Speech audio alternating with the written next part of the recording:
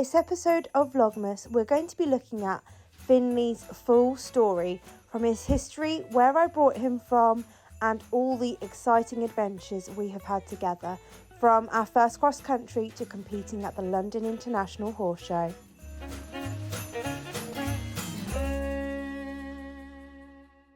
So I brought Finley in 2012 from a dealer. He was very thin, very stressed, very worried. His history in Ireland is semi-unknown. He come from the Kildrummin stud. They generally breed event horses. He had been through the auction as a weanling and again through the auction as a 2-year-old. He was very nervous, and we think he had definitely hunted because he knew what hunting was all about. So I brought him from a dealer in Norfolk as a project horse. I literally brought him to buy and sell on. He jumped, but he had no basic flat work sort of schooling. He was horrific to get on. I remember having to build like an area in the indoor barn with a bench and my mounting block, and I'd put my bucket of feed on the bench, park him up to it next to the mounting block, and I couldn't get on him unless he was eating his feed from the bench. And then when I got on him and he finished his food, he would kind of go into a bit of a panic mode, and I would have to sort of walk him around the barn and then ride him round to the school. So I'd have to have all the gate open and everything ready. He was fine to get off, but he literally, if I tried to get on in the school, as soon as my foot went in the stirrup, he bolted, which was really terrifying. So yeah, I just brought him as a project because at the time I had worked quite a lot for different sort of dealers and people within the equestrian industry. And I'm from a non-horsey background. I didn't have lots of money, so my idea was to buy Finley and sell him on, make money, you know, and kind of find what I enjoyed doing in the process, because I kind of liked doing a bit of everything. And because Finley jumped, I thought he'd make an ideal kind of event horse. So I was fairly gung-ho and confident at the time, so I kind of brought him to be a bit of an eventer. He already had the show jumping and the cross country kind of down to a T, because he used to just go flat out and fly over everything. He was just very nervous, and you needed to be very quiet whilst you rode him. He didn't hack. He used to nap as soon as you got to the bottom of the drive. So I had to hack him in spurs unless you had someone with you, but I was at a yard where I was the only one kind of thing that rode when I rode. So yeah, hacking was also a massive issue with Finley. He wasn't scared of traffic or anything, but he was very nervous about noise and different things, like say there was a stump or something been dumped on the side of the road, he would just spin and go home. So he was a very sort of panicky, nervous horse. So in the first 3 years I had him, it was mainly just getting trust together. Our first ever show, we went arena eventing, and he was super. Like I said, he jumped better than like he did anything else. So yeah, it was just working really, really hard on the schooling. And then I thought I might put him up for sale once I'd fixed everything. So this is probably one of the earliest photos I've got of Finley. You can see he's very tucked up. He looks very stressy. He came to me fully clipped, and he was just a bit of a hat rack. It was quite a long process with Finley. He was very untrusting. You couldn't even put a rug on him. He was just really terrified. So I'm not quite sure what had really happened to him. But once we had achieved like a bond, and he started to trust me, it just went better and better from there. We did some arena eventing, dressage. We did a fun ride. He was a bit of a nightmare on that, but once we got through it, yeah, he just got better the more and more we did. And the jumping was always his best asset, really. And hunting, I mean, he took me out hunting on my own all day. So from 2015 onwards, we had done like lots of local and affiliated shows. I'd done some showing. I had got him height measured and stuff, and I thought he might make like a show horse. I really wanted to do some hoist qualifiers with him, so I did do one at the Norfolk show, and he just looked so fine and sporty compared to all the other Connemara's. So we did more jumping, I definitely say, from 2015 to like 2018, because that's what he was good at. He was amazing at jumping. So we did some eventing. I was like that mad teen at the time. I would jump anything. My previous horse had been jumping like courses of 1 meter on all day long, so we just were very gung-ho. We did show jumping, eventing, and this is kind of where I got into the working hunter, because it was like something a bit in between. I really enjoyed doing the showing because I loved getting dressed up and I loved the evening performances and stuff. So we started to do some working hunter, and I thought he could potentially be like a Hoy's working hunter horse there. So I had lots of lessons. We worked really hard, and we did jump. I'd say we've probably jumped maybe 2 or 3 Hoy's tracks, but he just we had a problem with transport because I obviously didn't drive a horse box and didn't have the license for a trailer or anything at the time. So I relied heavily on people taking me places, and I do think if we had transport, we probably would have done a lot better. But literally I would probably go to I'd jump at my local show and think, right, let's go do a Hoy's qualifier next week, and we'd just go jump. And I was so overwhelmed at the size of the fences, the fillers, the courses, because I'd never jumped like dog legs and triples and stuff. They just didn't have them at the unaffiliated shows. So we just dabbled in what we could do, really, because like I said, I mean, at the time I could drive, but we had a trailer. I relied on my mum taking me everywhere. There was no way I could afford insurance on a 4x4 at that age. So yeah, it was just doing what we could do. And my mum was also a very nervous driver, so I'd have to get her like assurance on where we could go. So yeah, we did some eventing and stuff, but everything we did, I felt like there was no consistency with us, really. It was like, what is on local? And 1 week it would be an eventing thing, it'd be a hunter trial, and then next week it would be dressage. There was at no point where we were like on the show circuit like we are now, consistently doing the shows. It was just so hit and miss. But I think the breaking point, like with Finley, where I realised what a superstar he was Equifest, where we did pairs, we did eventing, we did working hunter, and he is just the sort of horse that really, really tries for you. I did have Finley up for sale before Equifest, and I had someone come to view him. It all went terribly, terribly wrong, and I decided that I felt like I wasn't giving him enough of a chance, because he was the sort of horse that really tried his hardest to do his best for me.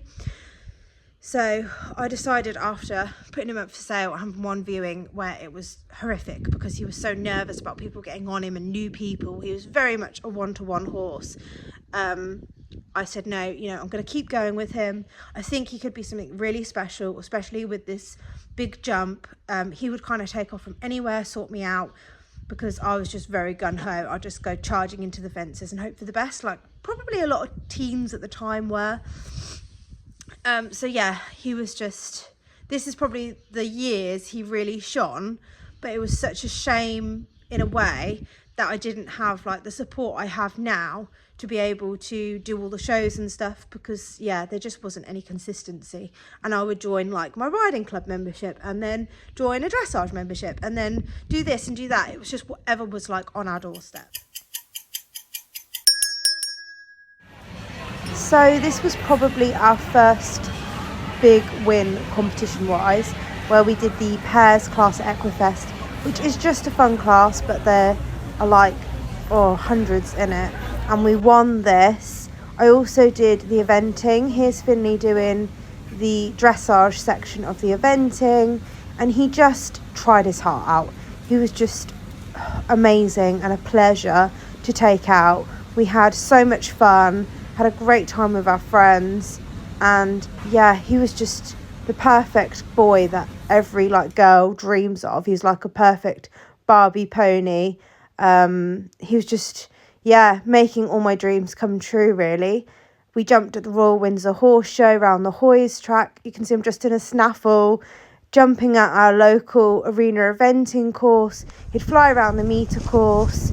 This was some GoPro footage where I had a cross-country lesson, and I wouldn't dream of jumping these massive fences now, and I don't think any of them would have been up to health and safety standards.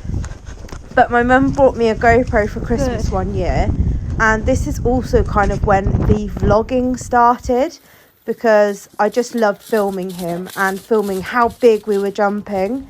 Here he is show jumping at Houghton International Horse Trials. I think this was the 90 section, and this was the first fence here. And you can just see he just glides round and looks after me. He's just absolutely mega. And I wouldn't have practiced or trained or anything particularly for this, and I'm pretty sure he got placed top 5 or 6. Anyway, I'm going to insert some very cringy vlog footage for you all to see how I started out with the vlogging. Hi, you usually see me on the showground warming up for my showing. Today I thought I would take a bit of a change and have a go at cross country tomorrow. I am now actually walking the course around Burley, and I'm usually a pretty ballsy rider, but I'm actually crapping my pants because the course is actually a little bit more windy. They're all full up. I don't really have a clue, so I've actually got my friend Antonia Corshaw to help me walk round the course, and I thought I'd just show you one of the fences. Let's just turn you. Okay, we're at the leaf pit area, so we're planning on riding down here and jumping up over the step, which will be completely new for us. We have done steps before, but we've not really done them off a downhill slope or anything before, so I'm just yeah, I'm actually a little bit worried, but kick on and hope for the best. Hopefully Finley will take me over. So we're going to jump up over the step and turn right over those little logs. We've already had a look around the water combination and some of the other twisty and turny parts of the Hunter Trail. And I am super excited. But yes, I'll show you a few more fences in a minute. They're the steps for the 90 metre course, and there's some of the other jumps. Okay, yeah, well, I'm so excited but also bricking it. Thank God I have Tony up on the hill waving, and Luke showing me what to do and how to ride a line, because I think if they weren't telling me what to do, I probably would just be sort of going 100 miles an hour and hoping for the best whilst missing a lot of the fences out. So keep an eye out for my posts tomorrow on how I get on, either sort of scraping round or dying, one or the other. But yeah, I'm jumping at Burley tomorrow cross country, and I'm a show rider. Help! So now swing left hand down the hill to the arc at 18.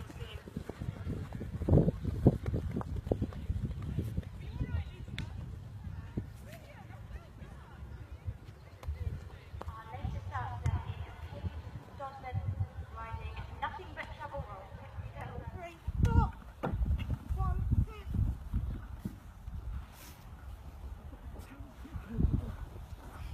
Now sit up, and keep your hand full. Up.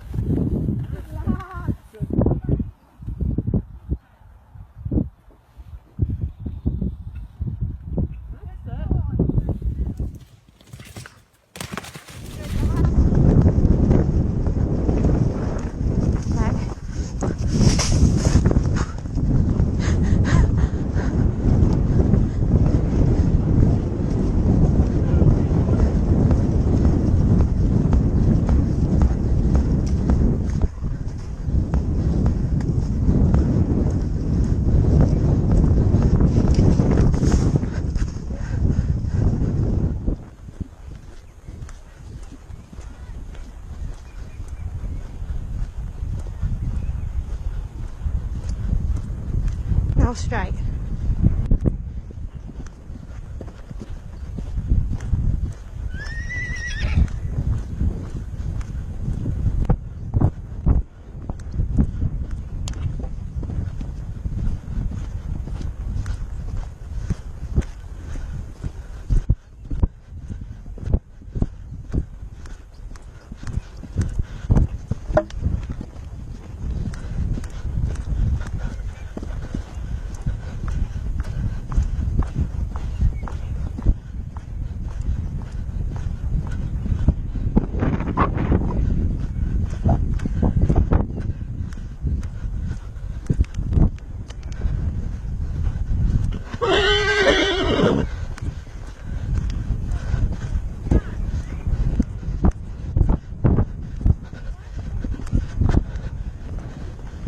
So 2020, I'd say, was probably when things become a bit more serious and I became a lot more realistic.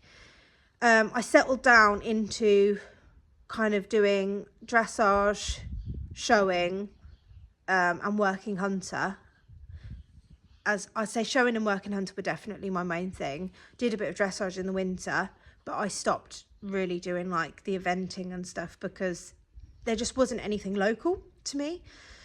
And I focused on Finley. Was always fantastic at jumping, so we worked on that, but he did much better when he was platted rather than as a mountain and moorland, so I stopped trying to push him as a mountain and moorland and we started to plat him and compete him as a platted.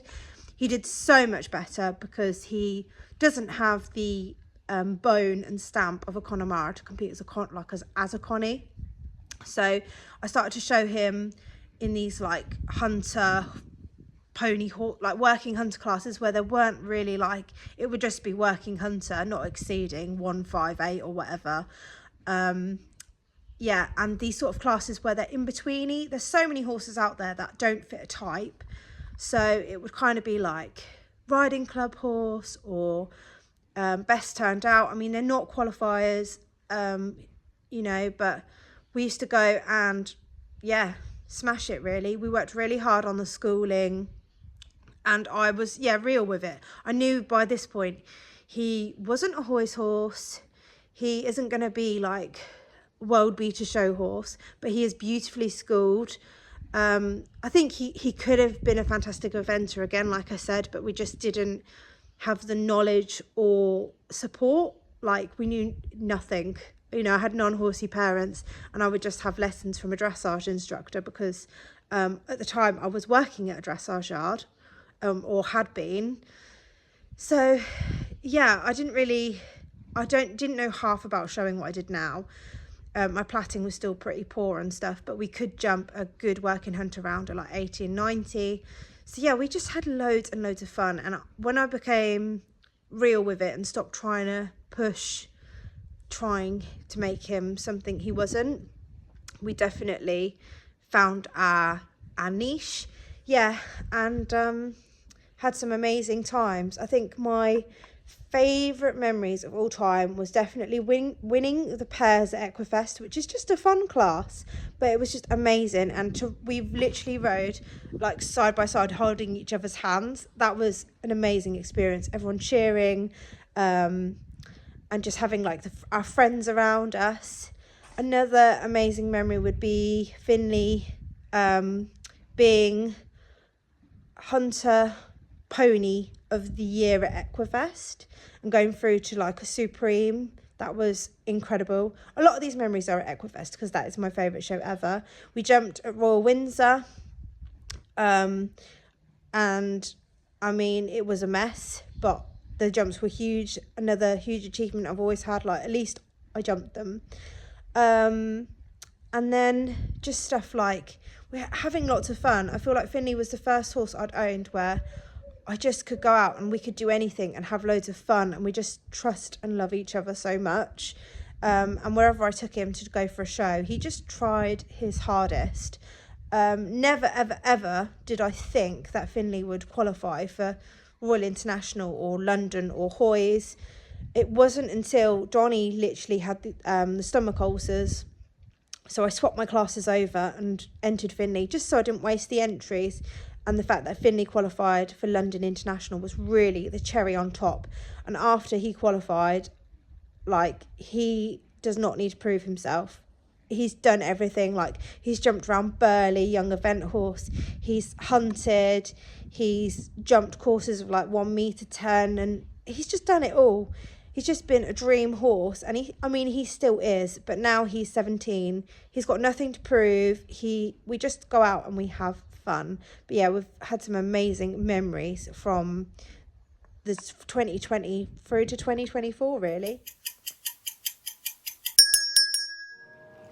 So here are a few showing videos you've probably seen on the channel over the last few years. We generally stuck to like grassroots level, ES UK, Equifest, still doing lots of working hunter. Definitely we wound it down as he kind of got older. You can see that in the like videos before, he was jumping very, very big, and you know, I just started to slow his pace. I think we also had other horses at the time. At one point I had 4 horses, and I was trying to like be a little producer. Obviously wasn't. I only had 4 horses on like 1 acre. But yeah, I was just living the dream, trying my best to kind of be the best I could be as a rider. Finley was definitely the horse that took me from just doing my local fun show to affiliated competitions, and he was the horse that made me love showing. Even though I knew he wasn't the best put together, I knew he wasn't the fanciest, he just tried his heart out, and we always had such a good time, and he still is. I mean, every time I ride him, he makes me smile. He is the most lovely horse to ride. He's got this lovely rocking horse canter. And when I first got him, considering he'd never done any schooling, you couldn't get on him, he was so sensitive. We went from being able to like gallop in this arena here with hundreds of people cheering us on. He's just been my biggest achievement ever, and just a horse of a lifetime.